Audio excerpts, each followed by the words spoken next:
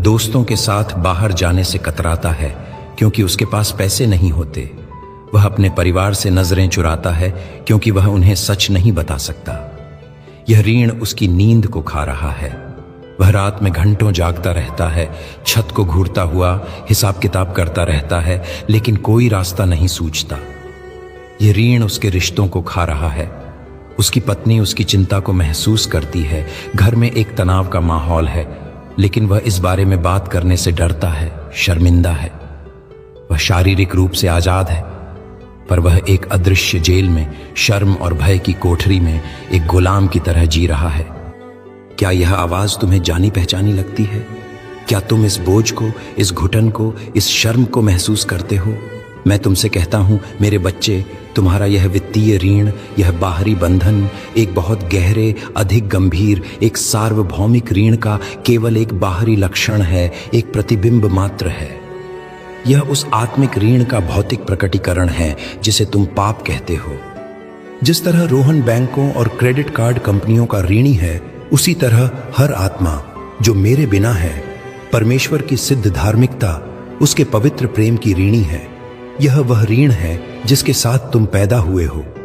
तुमने उस भरोसे को तोड़ा है जो मेरे पिता ने तुम में रखा था जब उसने तुम्हें अपनी छवि में बनाया था। तुमने उस सिद्ध प्रेम के नियम को तोड़ा है। परमेश्वर से अपने सारे मन, सारी आत्मा और सारी शक्ति से प्रेम करने का नियम और अपने पड़ोसी से अपने समान प्रेम करने का नियम। तुमने अपने जीवन को ऐसे जिया है जैसे कि तुम स्वयं के स्वामी हो, अपने सृष्टिकर्ता के एक प्रबंधक नहीं। यह सबसे बड़ा ऋण है और इसे तुम अपनी किसी भी मुद्रा से, अपने किसी भी अच्छे काम से, अपनी किसी भी धार्मिकता से कभी नहीं चुका सकते। कल्पना करो कि तुम पर 10,000 तोड़ों का ऋण है।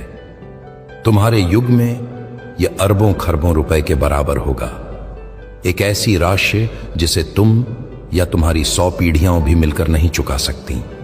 यह तुम्हारा आत्मिक ऋण है मेरे पिता के सामने। हर बार जब तुमने सत्य की जगह झूठ को चुना, हर बार जब तुमने प्रेम की जगह स्वार्थ को चुना, हर बार जब तुमने क्षमा की जगह कड़वाहट को चुना, हर बार जब तुमने विश्वास की जगह चिंता को चुना, तो तुमने इस ऋण को और बढ़ाया है। और इस आत्मिक ऋण का ब्याज विनाशकारी है। यह तुम्हारे जीवन में चिंता, भय, शर्म, अपराध बोध और असुरक्षा के रूप में जमा होता है। यह तुम्हें परमेश्वर की उपस्थिति से दूर रखता है, ठीक उसी तरह जैसे रोहन अपने लेनदारों से छिपता है।